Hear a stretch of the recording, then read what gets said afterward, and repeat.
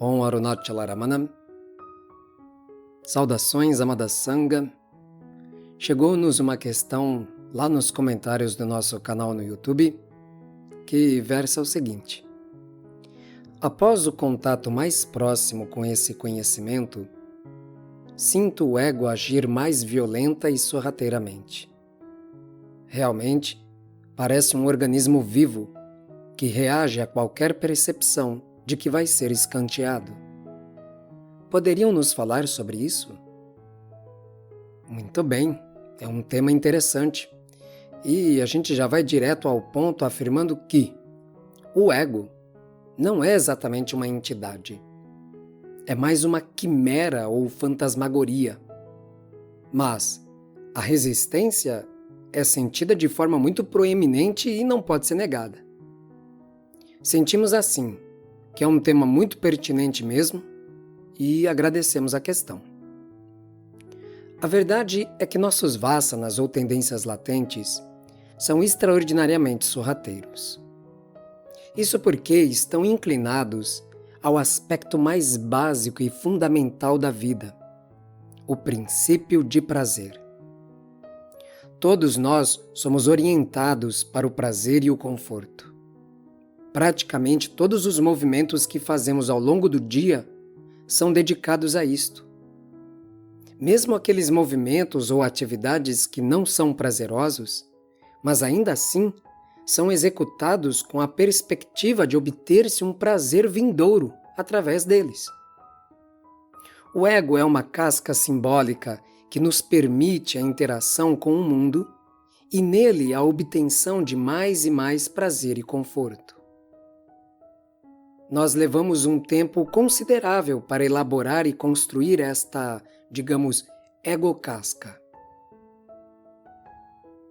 E muito daquilo que usamos para produzir nossa identidade ou personalidade está fundamentado neste avatar social e com a repetição daquilo que em algum momento nos trouxe algum conforto e prazer. Veja que quando desejamos conhecer alguém, de modo geral, focamos no princípio de prazer como o essencial em relação ao outro. E também, através deste contato, descobrir se nos daremos bem ou não com esta pessoa, mediante o princípio de prazer. Queremos saber o que a pessoa gosta de beber, comer, ler, ouvir, vestir, fazer, enfim. Buscamos descobrir quanta afinidade temos com o outro em referência direta com o princípio de prazer.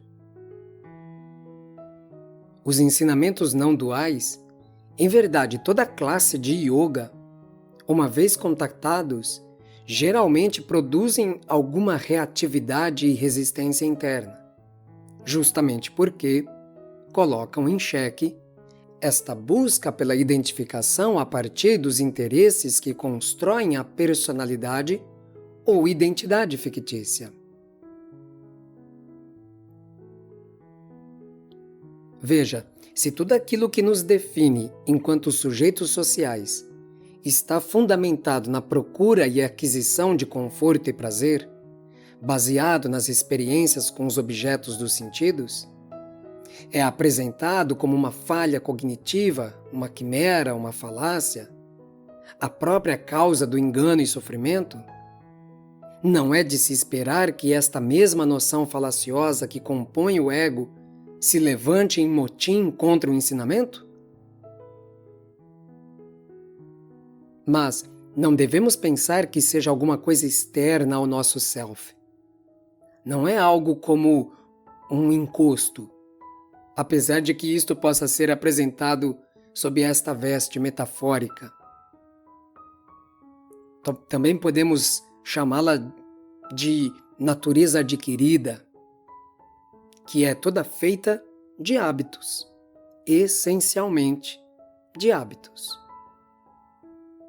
De todos os hábitos, temos aquele de externalizar nossos sentidos, de instrumentalizar e colocar nossa percepção a serviço de obter-se mais e mais de algum objeto, fenômeno ou experiência, para repetir um dado sentimento de segurança, conforto ou simples prazer.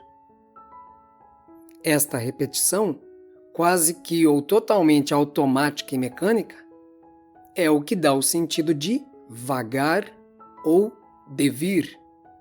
E isto é exatamente o que significa samsara.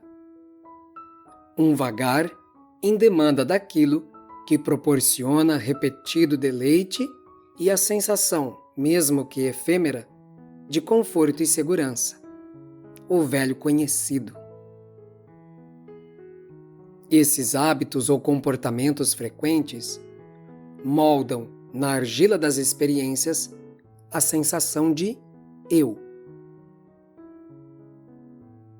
Se observarmos cuidadosamente, veremos que o despertar matinal é simplesmente a volta desta entidade que incorpora ou agrega todos os hábitos e preferências repetidamente treinados até formarem a sensação de uma continuidade. Mas esta sensação é falsa, porque ela depende de tantos fenômenos externos a ela, e estes são, por natureza, impermanentes. É por isto que o recurso da memória se tornou tão precioso, para garantir o, entre aspas, gênesis do eu a cada dia. Ou seja, se eu não posso garantir a presença e o desfrute de um certo fenômeno ou experiência, eu posso minimamente reativá-lo através da imaginação, recordando experiências vividas e dando luz novamente ao ego casca.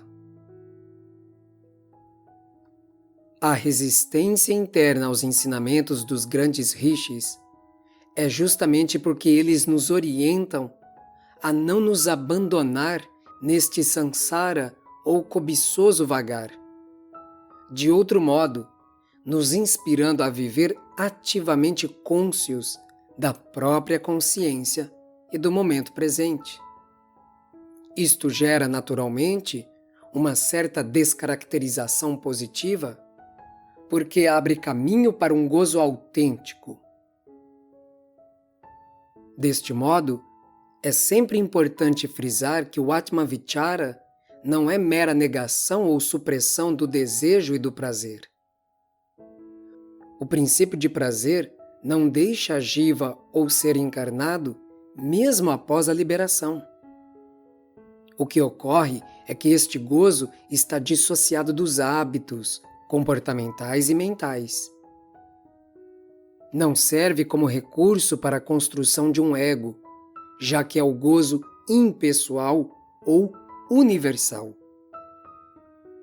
Não é de um sujeito ou objeto, é do Brahman Supremo, ou seja, não está limitado a uma efêmera emanação de vida biológica. É algo que está para além das definições de imanente e transcendente. Então, a resistência interna é pura reatividade frente à descontinuidade daqueles hábitos ou interesses que confirmam e reacendem o sentimento de ser, o ego ou o corpo. Esta reatividade vai sendo minimizada e transcendida na medida em que nos expomos mais e mais ao Maha-yoga. A frequente retificação do interesse e reversão da percepção de volta à sua fonte vai clareando a verdade do gozo como nossa própria natureza e não como resultado do contato do corpo com os objetos. Aqui vale uma citação. Fala Shri Annamalai Swami, abre aspas. Quando a rejeição das atividades mentais se tornar contínua e automática, você começará a ter a experiência do ser. Fecha aspas. A experiência do ser não é diferente do gozo nascido da fonte. São um e o mesmo. A atividade mental, na forma de volições variadas, é aquilo que impede nossa percepção de afundar e evidenciar sua própria fonte. Estas volições mentais são a própria reatividade e resistência. É o conjunto de hábitos e volições mentais que formam o ego. Ou seja, ele não é mais do que um apanhado de flutuações psíquicas em constante reatividade com o meio. O Mahayoga vai domando estas forças inconscientes e violentas, conduzindo-as ao coração. Ali, elas são extintas e o Mahayogin pode contemplar a presença luminosa da calma e da tranquilidade. Ainda que esta evidenciação não seja o vislumbre último da consciência suprema não dual ou Nirvikalpa Samadhi, ainda assim, a contínua exposição a esta quietude interior vai purificando a mentalidade e abrindo caminho para um mergulho profundo em si mesmo. Não há outro meio de superar estas reatividades. Não há outro meio de superar as resistências, senão a contínua autorrecordação e mergulho em nossa fonte. Por quanto tempo teremos de fazer isto até que a mutação completa se dê? Certa vez, um devoto perguntou a Bhagavan: por quanto tempo teremos que fazer a autoinvestigação? Shri Ramana Maharishi respondeu: continue até que não haja mais ninguém para ser investigado aí dentro.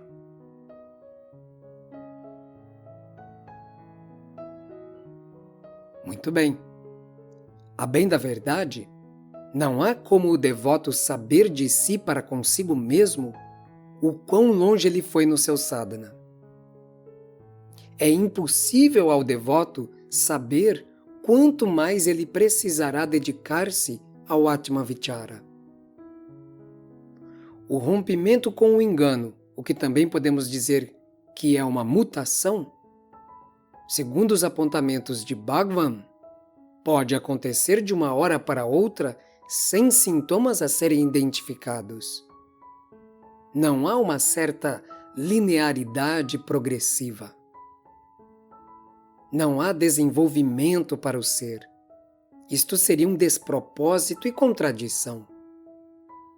Talvez pareça a um como um desabrochar, um florescer. Para outro, porém, pode parecer-se mais com um raio, um flash, um clarão. Para uns, tem algo de progressivo. Para outros, é o reconhecimento imediato. Este tema animou e ainda anima muitos debates, controvérsias e divide as opiniões. Mas não percamos tempo com isto.